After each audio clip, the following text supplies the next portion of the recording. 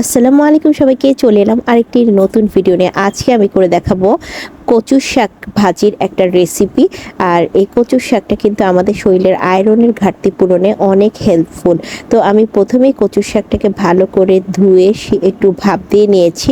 নেওয়ার পর এখন একটা কড়াইতে তেল দিয়ে পেঁয়াজটাকে আমি একটু হালকা বাদামি করে ভেজে নিব। আর এখানে কিন্তু আমি একটা চাপা শুটকিও অ্যাড করে দিয়েছি। তারপর আমি পেঁয়াজটা যখন একটু বেরেস্তা কালার হয়ে এসেছে তখন আমি এখানে সামান্য পরিমাণ পানি অ্যাড করে দিব এবং রসুন বাটা দিব।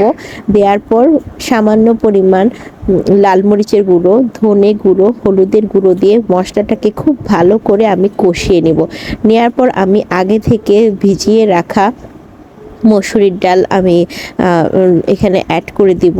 দেওয়ার পর আমি এটাকেও খুব ভালো করে আধা সিদ্ধ করে নিব।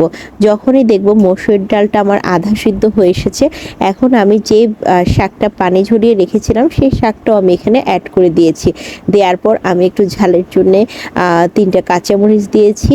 দেওয়ার পর আমি এখন ভালো করে সম্পূর্ণ শাকটা ডালের মিশ্রণের সাথে মিশিয়ে নিচ্ছি। আর কচু শাকটা কিন্তু এইভাবে আপনারা ট্রাই করে দেখবেন, খুবই মজা হয়। আর সর্বশেষ দিয়ে দিলাম একটু ফ্রোজেন জলপাই ছিল, সেটা যেহেতু কচু শাকে গলা ধরার একটা চান্স থাকে।